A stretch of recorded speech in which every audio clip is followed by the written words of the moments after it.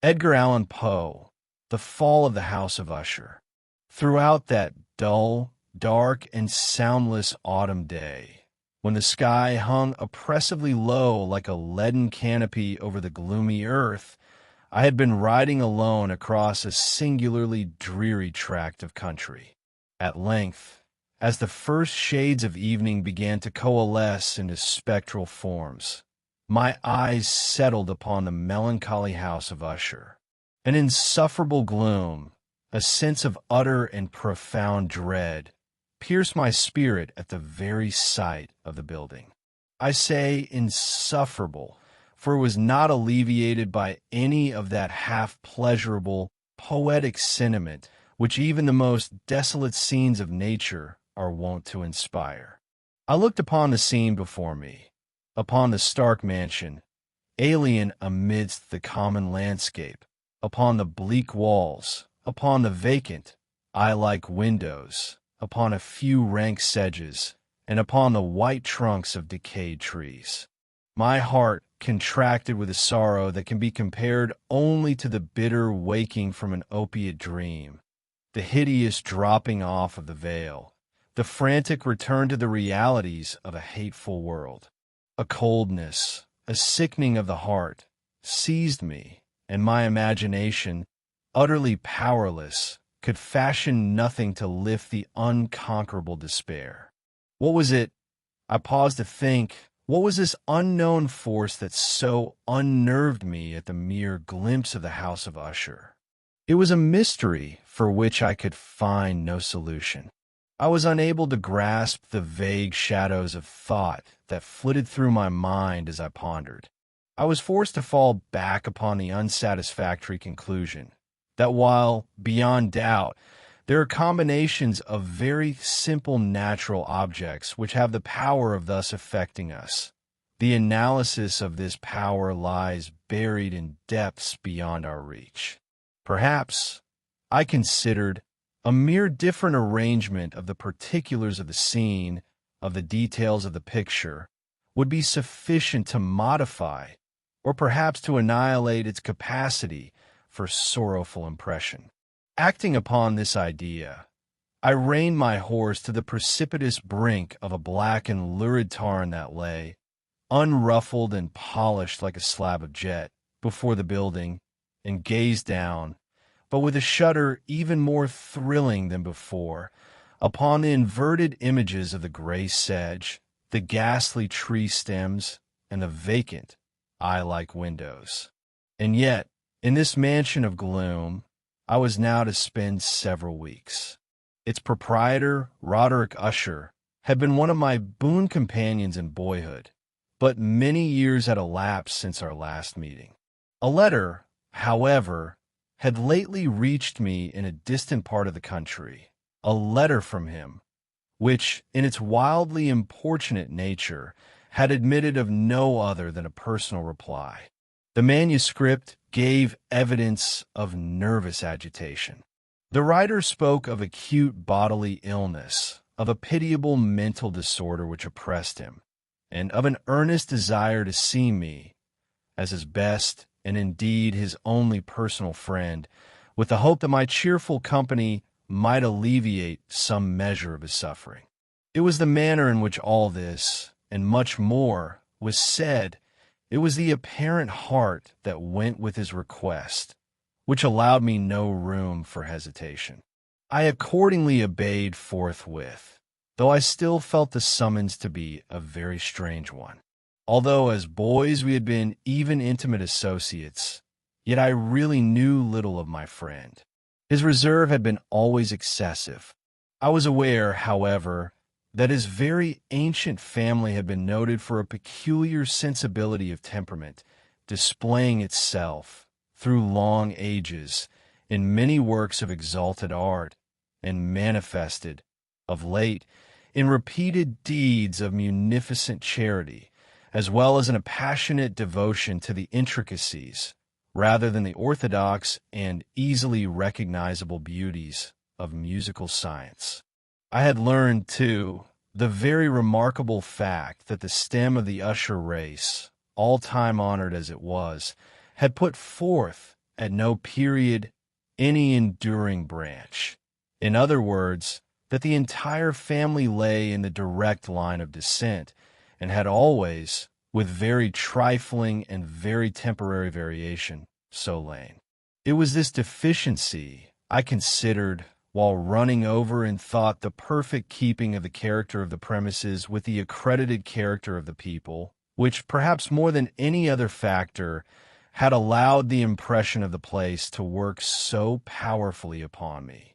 I was considering the long and undisturbed succession of the estate from father to son, and the consequent merging of the two, the family name and the family mansion, over centuries.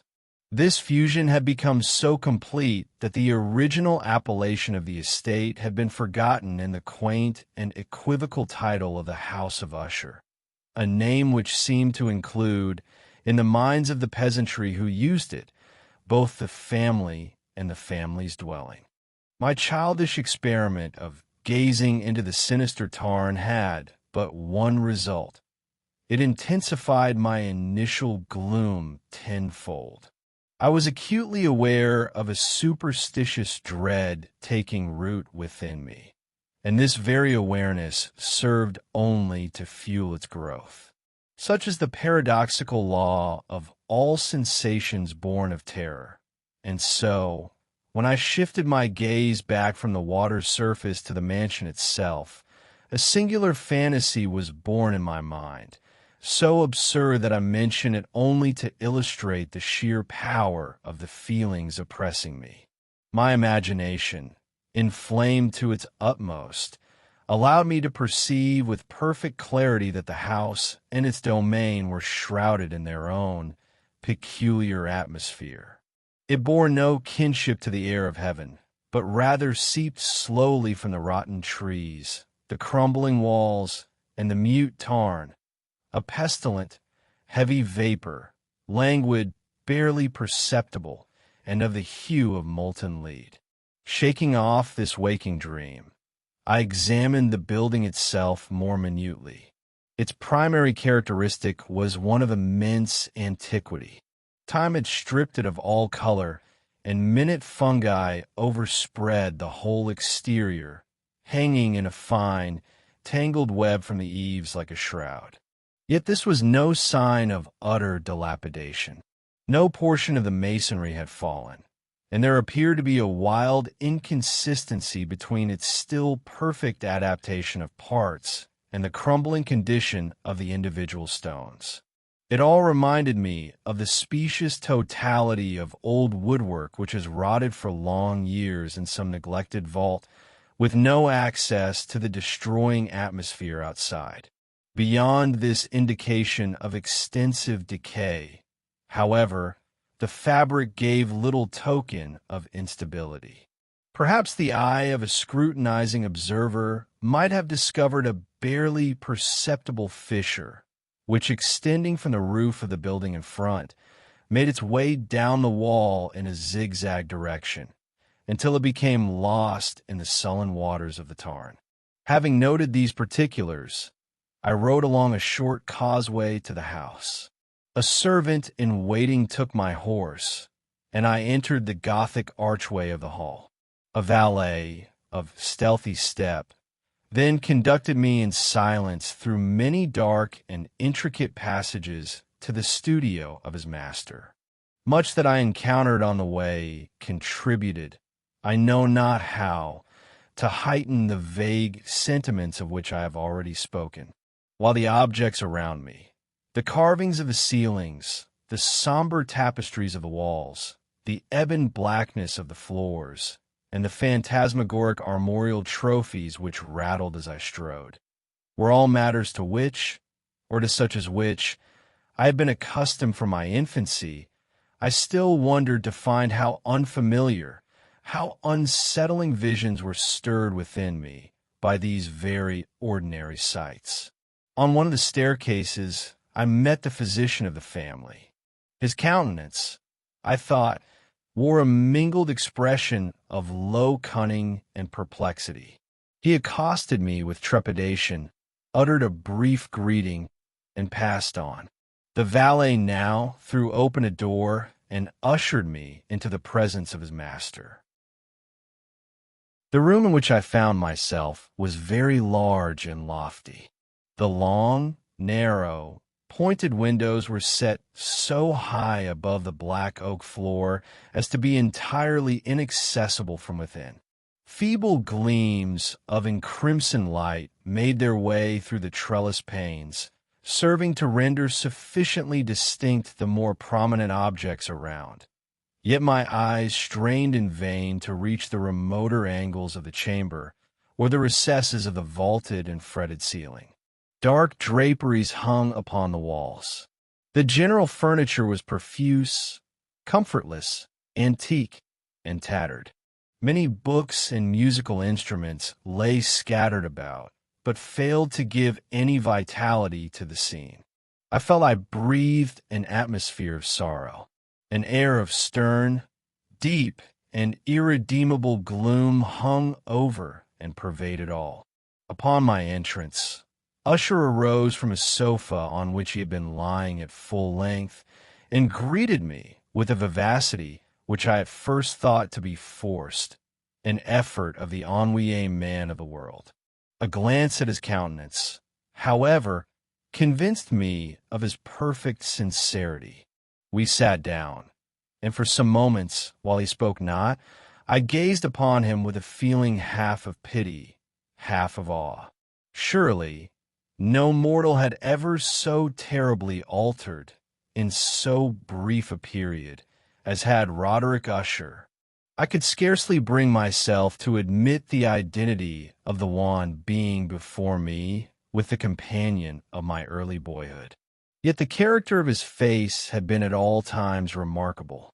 A cadaverousness of complexion, an eye large, liquid, and luminous beyond comparison, lips somewhat thin and very pallid, but of a surpassingly beautiful curve, a nose of a delicate Hebrew model, but with a breadth of nostril unusual in similar formations, a finely molded chin, speaking, perhaps, of a want of moral energy, hair of a more than web-like softness and tenuity.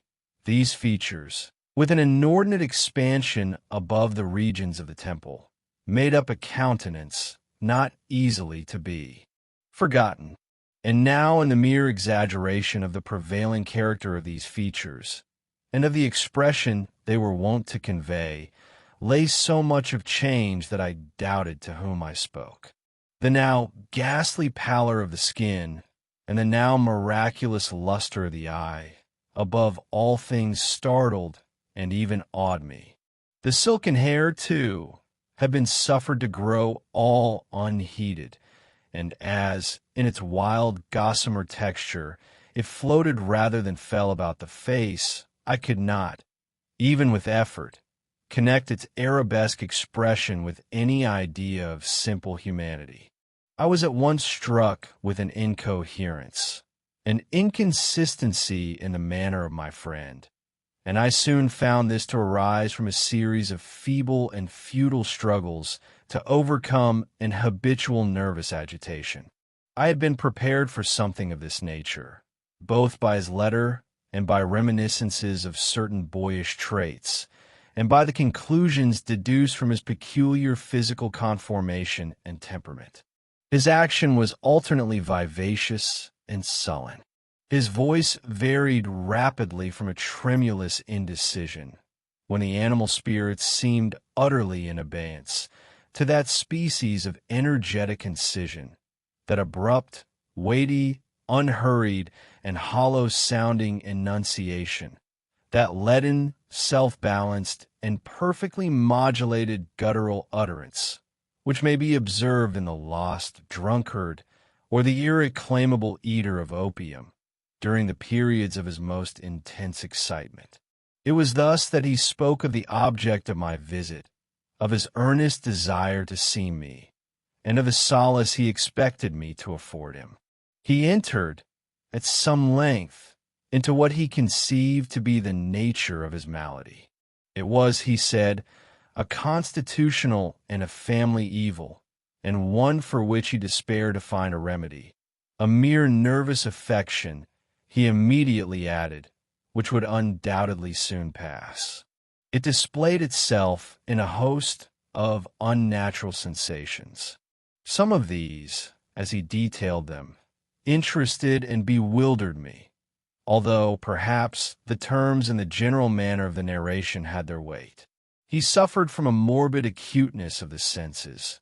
The most insipid food was alone endurable. He could wear only garments of a certain texture. The odors of all flowers were oppressive.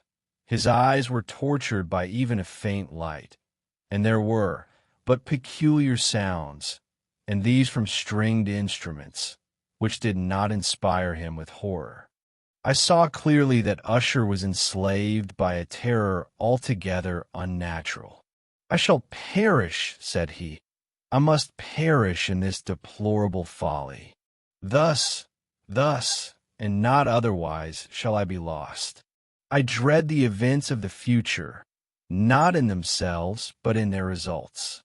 I shudder at the thought of any, even the most trivial, incident which may operate upon this intolerable agitation of soul. I have, indeed, no abhorrence of danger, except in its absolute effect, in terror. In this unnerved, in this pitiable condition, I feel that the period will sooner or later arrive when I must abandon life and reason together in some struggle with the grim phantasm, fear. I learned, moreover, at intervals and through broken and equivocal hints, another singular feature of his mental condition. He was enchained by certain superstitious impressions in regard to the dwelling which he tenanted, and from which, for many years, he had never ventured forth.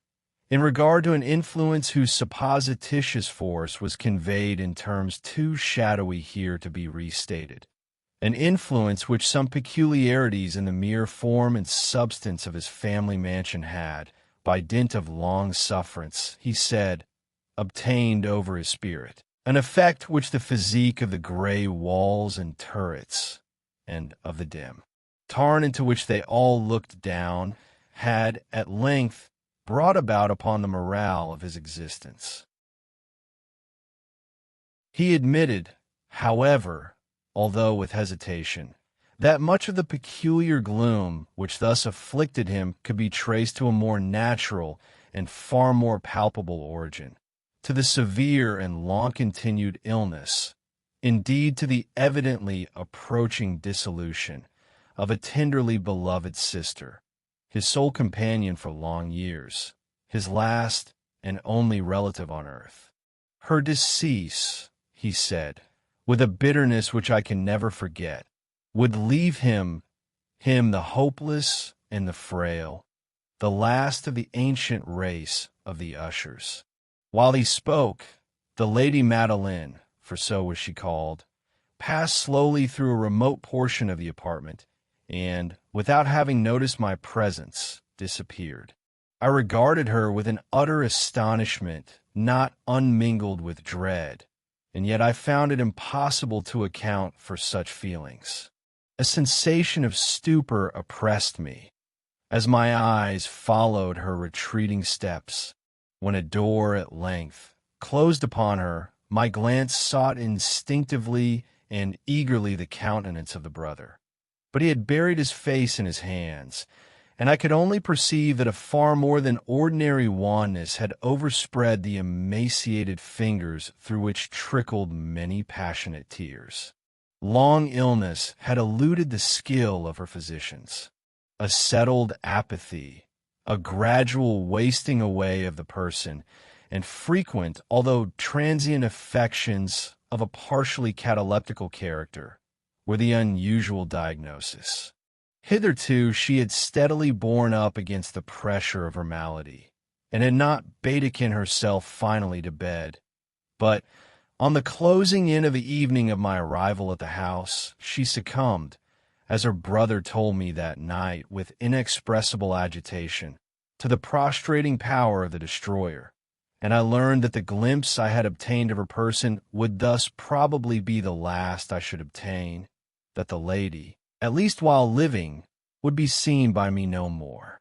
For several days ensuing, her name was unmentioned by either Usher or myself, and during this period I was busied in earnest endeavors to alleviate the melancholy of my friend.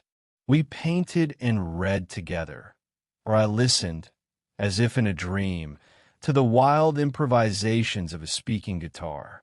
And thus, as a closer and still closer intimacy admitted me more unreservedly into the recesses of his spirit, the more bitterly did I perceive the futility of all attempt at cheering a mind from which darkness, as if an inherent positive quality, poured forth upon all objects of the moral and physical universe, in one unceasing radiation of gloom. I shall ever bear about me a memory of the many solemn hours I thus spent alone with the master of the House of Usher. Yet I should fail in any attempt to convey an idea of the exact character of the studies or of the occupations in which he involved me or led me the way. An excited and highly distempered ideality threw a soul-furious luster over all. His long improvised dirges will ring forever in my ears. Among other things, I hold painfully in mind a certain singular perversion and amplification of the wild air of the last waltz of von Weber, from the paintings over which his elaborate fancy brooded, and which grew, touch by touch, into vaguenesses at which I shuddered the more thrillingly, because I shuddered knowing not why. From these paintings, vivid as their images now are before me, I would in vain endeavor to adduce more than a small portion which should lie within the compass of merely written words. By the utter simplicity, by the nakedness of his designs, he arrested and overawed attention. If ever mortal painted an idea, that mortal was Roderick Usher. For me, at least, in the circumstances then surrounding me, there arose out of the pure abstractions which the hypochondriac contrived to throw upon his canvas an intensity of intolerable awe, no shadow of which felt I ever yet in the contemplation of the certainly glowing yet too concrete reveries of Fuseli. One of the phantasmagoric conceptions of my friend, partaking not so rigidly of the spirit of abstraction, may be shadowed forth, although feebly, in words. A small picture presented the interior of an immensely long and rectangular vault or tunnel, with low walls, smooth, white, and without interruption or device. Certain accessory points of the design served well to convey the idea that this excavation lay at an exceeding depth below the surface of the earth. No outlet was observed in any portion of its vast extent, and no torch or other artificial source of light was discernible. Yet a flood of intense rays rolled throughout, and bathed the whole in a ghastly and inappropriate splendor. I have already spoken of that morbid condition of the auditory nerve which rendered all music intolerable to the sufferer, with the exception of certain effects of stringed instruments. It was, perhaps, the narrow limits to which he thus confined himself upon the guitar, which gave birth, in great measure, to the fantastic character of his performances. But the fervid facility of his impromptus could not be so accounted for. They must have been, and were, in the notes as well as in the words of his wild fantasias, for he not unfrequently accompanied himself with rhymed verbal improvisations, the result of that intense mental collectedness and concentration to which I have previously alluded as observable only in particular moments of the highest artificial excitement. The words of one of these rhapsodies I have easily remembered. I was perhaps the more forcibly impressed with it as he gave it, because in the under or mystic current of its meaning, I fancied that I perceived, and for the first time, a full consciousness on the part of Usher, of the tottering of his lofty reason upon her throne. The verses, which were entitled The Haunted Palace, ran very nearly, if not accurately, thus. I, in the greenest of our valleys, by good angels tenanted, once a fair and stately palace, radiant palace, reared its head in the monarch thought's dominion. It stood there, never seraph spread opinion, over fabric half so fair. 2. Banners yellow, glorious, golden, on its roof did float and flow. This, all this, was in the olden time long ago, and every gentle air that dallied, in that sweet day, along the ramparts plumed and pallid, a winged odor went away. 3. Wanderers in that happy valley, through 2 luminous windows saw spirits moving musically to a lute's well-tuned law, round about a throne where sitting, Porphyrogene, in state his glory well befitting, the ruler of the realm was seen. 4. And all with pearl and ruby glowing was the fair palace door, through which came flowing, flowing, flowing, and sparkling evermore, a troop of echoes whose sweet duty was but to sing, in voices of surpassing beauty, the wit and wisdom of their king. But evil things, in robes of sorrow, assailed the monarch's high estate. Let us mourn, for nevermore shall dawn upon him desolate, and round about his home the glory that blushed and bloomed is but a dim remembered story of the old time entombed. 6. And travelers now within that valley, through the red-litten windows, see vast forms that move fantastically to a discordant melody, while like a rapid, ghastly river, through the pale door, a hideous throng rush out forever, and laugh, but smile no more. I well remember that this ballad led us to a train of thought wherein there became manifest an opinion of Usher's, which I mention not so much on account of its novelty, for other men have thought thus, as on account of the pertinacity with which he maintained it. This opinion, in its general form, was that of the sentience of all vegetable things. But, in his disordered fancy, the idea had assumed a more daring character and trespassed, under certain conditions, upon the kingdom of inorganization. I lack words to express the full extent or the earnest abandon of his persuasion. The belief, however, was connected, as I have previously hinted, with the gray stones of the home of his forefathers. The conditions of the sentience had been here, he imagined, fulfilled in the method of collocation of these stones, in the order of their arrangement, as well as in that of the many fungi which overspread them, and of the decayed trees which stood around. Above all, in the long, undisturbed endurance of this arrangement, and in its reduplication in the still waters of the tarn. Its evidence, the evidence of the sentience, was to be seen, he said, and I here started as he spoke, in the gradual yet certain condensation of an atmosphere of their own about the waters and the walls. The result was discoverable, he added, in that silent, yet importunate and terrible influence which for centuries had molded the destinies of his family, and which made him what I now saw him, what he was. Such opinions need no comment, and I will make none. Our books, the books which, for years, had formed no small portion of the mental existence of the invalid, were, as might be supposed, in strict keeping with this character of phantasm. We pored together over such works as the Ververt et Chartreuse of Gresset, the Belphegor of Machiavelli, the Heaven and Hell of Swedenborg, the Subterranean Voyage of Nicholas Klim by Hallberg, the Chiromancy of Robert Flood, of Jean d'Indigene, and of de la Chamber, the Journey into the Blue Distance of Tieck, and the City of the Sun of Campanella.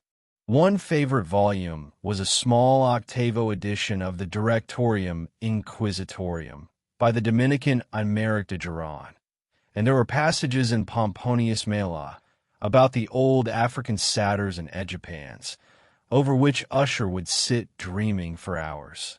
But his chief delight, however, was to peruse an exceedingly rare and curious book in quarto Gothic, the Manual of a Forgotten Church, the Vigili Mortuorum Secundum Chorum Ecclesiae Magentini. My thoughts have been dwelling involuntarily on the strange ritual described in that book and upon its smoldering influence on the hypochondriac, when one evening Usher abruptly informed me that the Lady Madeline was no more.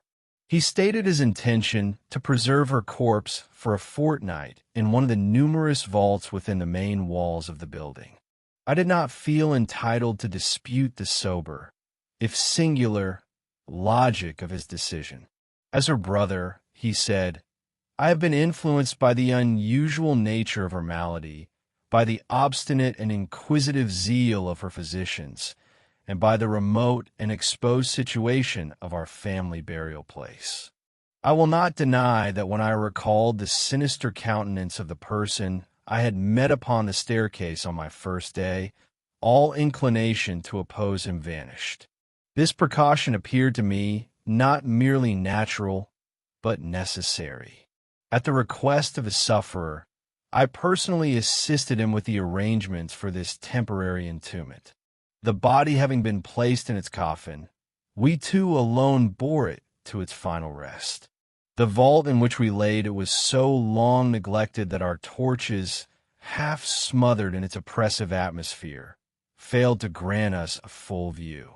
It was small, damp, and utterly without means of admission for light, lying at great depth immediately beneath that portion of the building in which was my own sleeping apartment. It had been used, apparently, in remote feudal times for the worst purposes of a dungeon keep, and in later days as a place of deposit for powder or some other highly combustible substance, as a portion of its floor and the whole interior of a long archway, through which we reached it, were carefully sheathed with copper. The massive iron door, similarly protected, groaned upon its hinges with a peculiarly grating and excruciating shriek as we opened it. Having deposited our mournful burden upon trestles within this region of horror, we partially turned aside the yet unscrewed lid of the coffin to look upon the face of the deceased. The striking similitude between brother and sister was now forced upon my attention with an intensity one had never before felt, and Usher, divining my thoughts, murmured out some few words from which I learned that the deceased and himself had been twins, and that between them had existed sympathies of a scarcely intelligible nature. Our glances, however, did not rest long upon the dead. We were oppressed with a feeling of awe.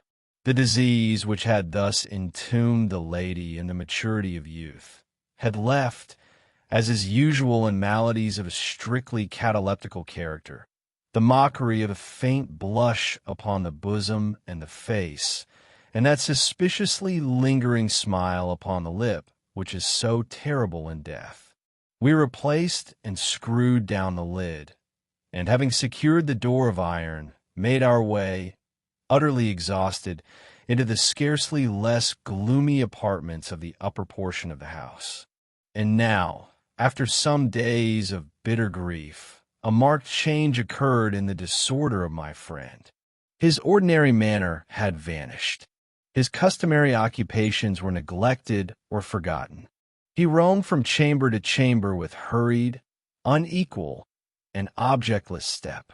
The pallor of his countenance had assumed, if possible, a more ghastly hue, but the luminousness of his eye had utterly gone out. The once occasional huskiness of his tone was heard no more, and a tremulous quaver, as if of extreme terror, habitually characterized his utterance. There were times, indeed, when I thought his unceasingly agitated mind was laboring with some oppressive secret to divulge which he struggled for the necessary courage. At other times, I was again obliged to explain it all as the incomprehensible vagaries of madness, for I beheld him gazing upon vacancy for long hours, in an attitude of the profoundest attention, as if listening to some imaginary sound. It was no wonder that his condition terrified, that it infected me. I felt creeping upon me, by slow yet certain degrees, the wild influences of his own fantastic yet impressive superstitions. It was upon the 7th or 8th night after the placing of the Lady Madeline within the dungeon that I experienced the full power of such feelings. I retired to bed at a late hour. The hours waned, but I could not sleep. I struggled to reason off the nervousness which had dominion over me. I endeavored to believe that much, if not all, of what I felt was due to the bewildering influence of the gloomy furniture of the room, of the dark and tattered draperies, which, tortured into motion by the breath of a rising tempest, swayed fitfully to and fro upon the walls, and rustled uneasily about the decorations of the bed. But my efforts were fruitless. An irrepressible tremor gradually pervaded my frame, and, at length, there sat upon my very heart an incubus of utterly causeless alarm. Shaking this off with a gasp, I uplifted myself upon the pillows, and, peering earnestly within the intense darkness of the chamber, hearkened. I know not why, except that an instinctive spirit prompted me, to certain low and indefinite sounds which came, through the pauses of the storm, at long intervals, I knew not whence. Overpowered by an intense sentiment of horror, unaccountable yet unendurable, I threw on my clothes with haste, for I felt that I should sleep no more during the night, and endeavored to arouse myself from the pitiable condition into which I had fallen by pacing rapidly to and fro through the apartment. I had taken but a few turns in this manner, when a light step on an adjoining staircase arrested my attention. I presently recognized it as that of Usher. In an instant afterward he rapped, with a gentle touch, at my door, and entered bearing a lamp. His countenance was, as usual, cadaverously wan, but, moreover, there was a species of mad hilarity in his eyes, and evidently restrained hysteria in his whole demeanor.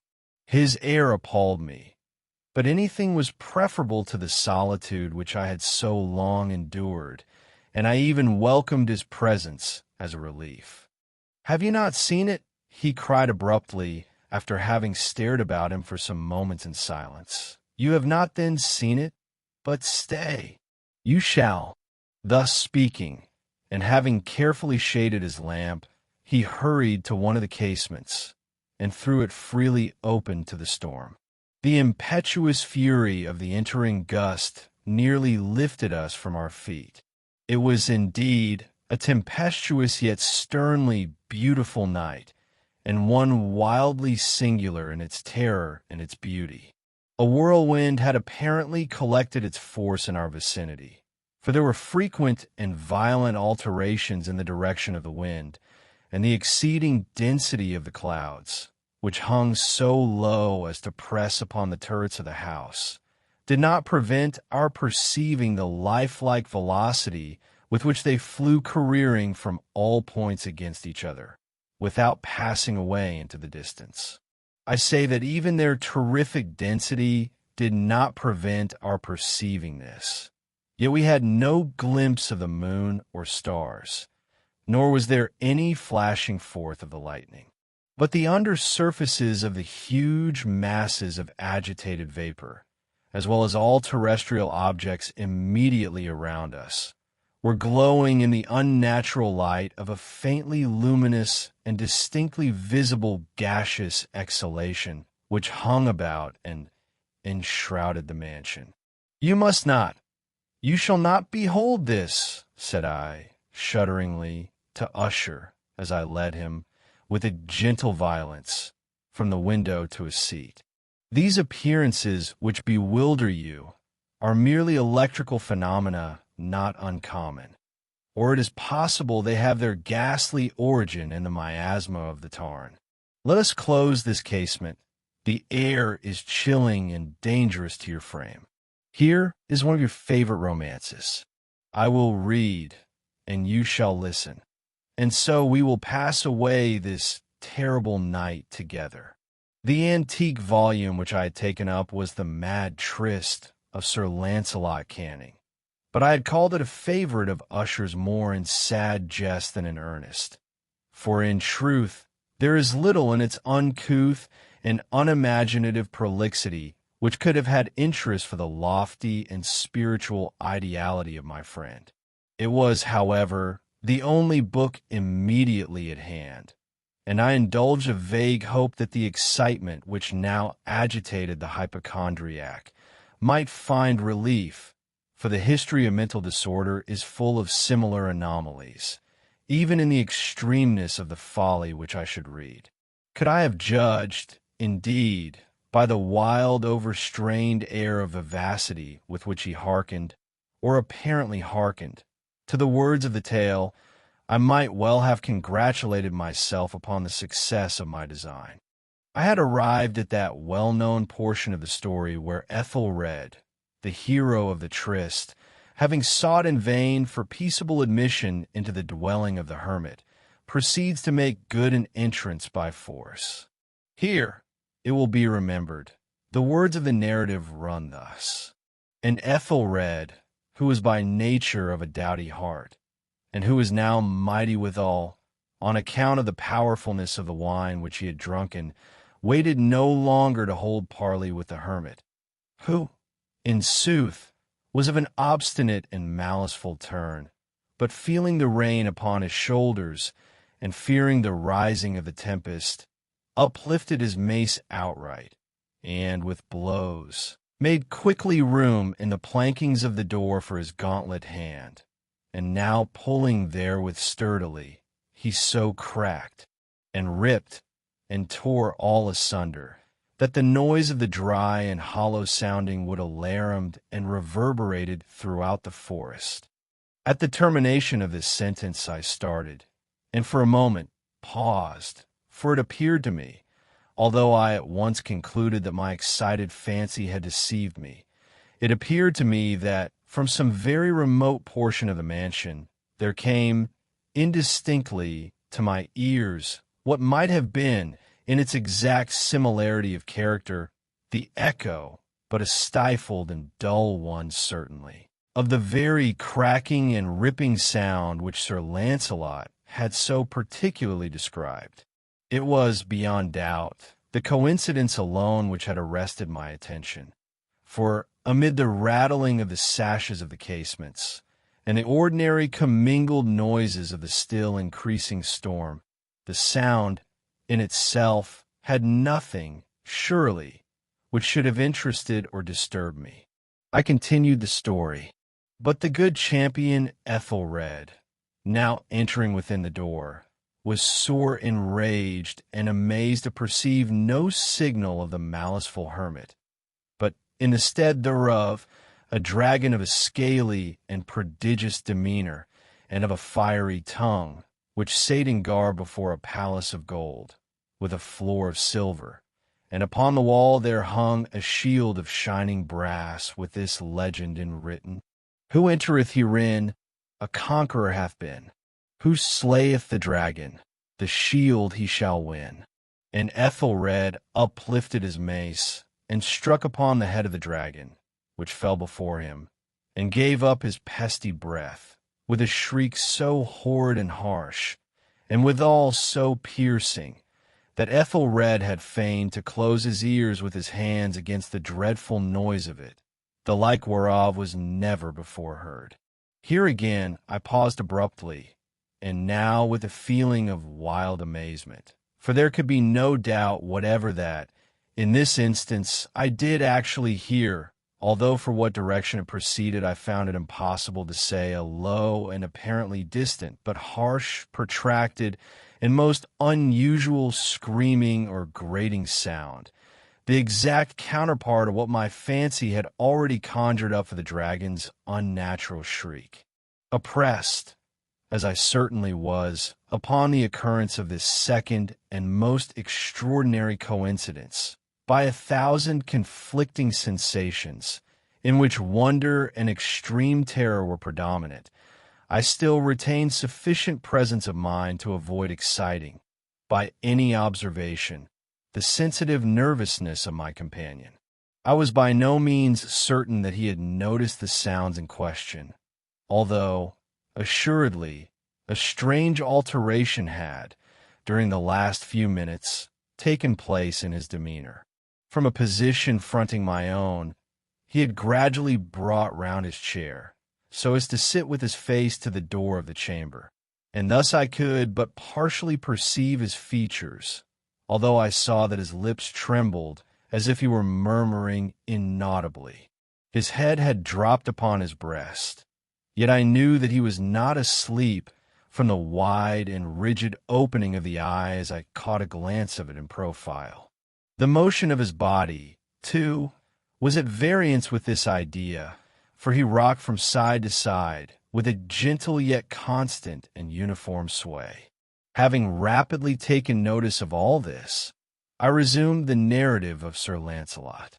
And now the champion, having escaped the deadly fury of the dragon, bethinking himself of the brazen shield and of the breaking of the enchantment which was upon it, removed the carcass from out of his way, and approached valorously over the silver pavement of the castle to where the shield was upon the wall, which in sooth tarried not for his full coming, but fell down at his feet upon the silver floor, with a mighty great and terrible ringing sound.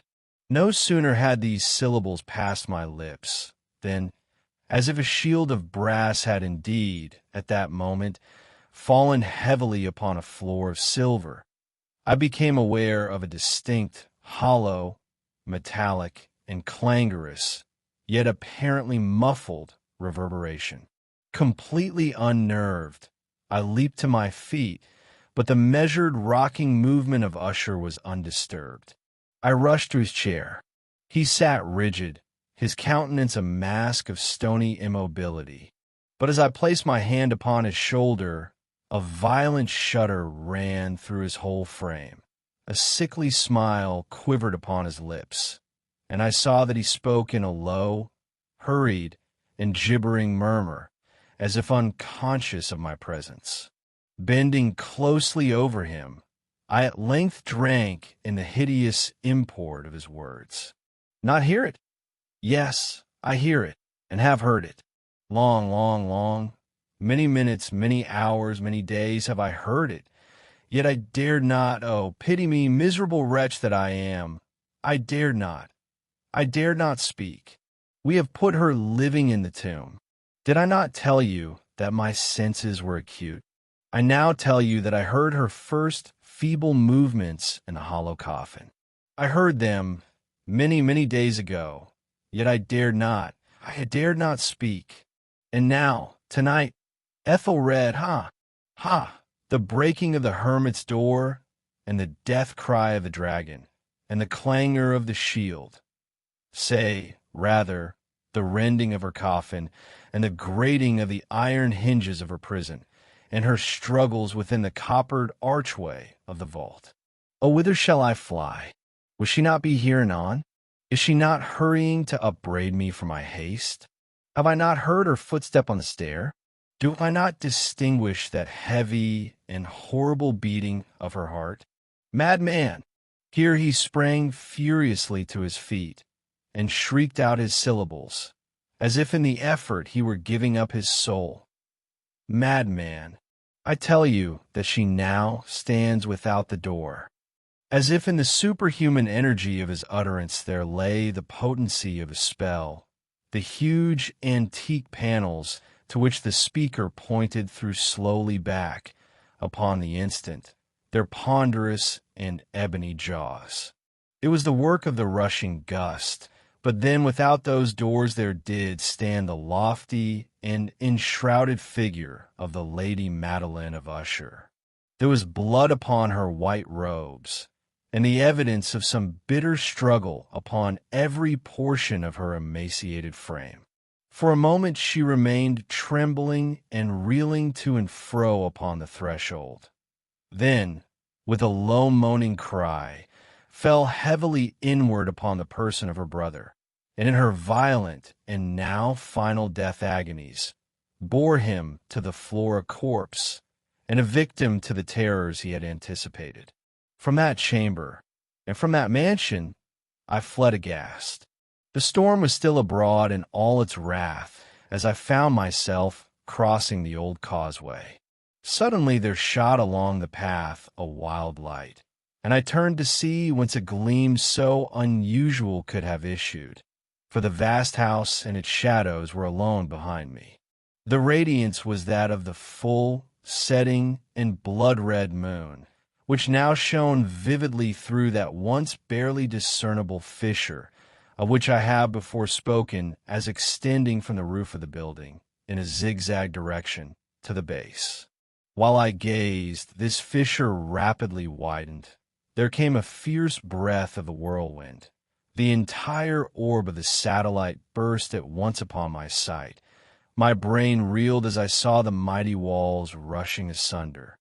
There was a long, tumultuous shouting sound like the voice of 1,000 waters, and the deep and dank tarn at my feet closed sullenly and silently over the fragments of the House of Usher.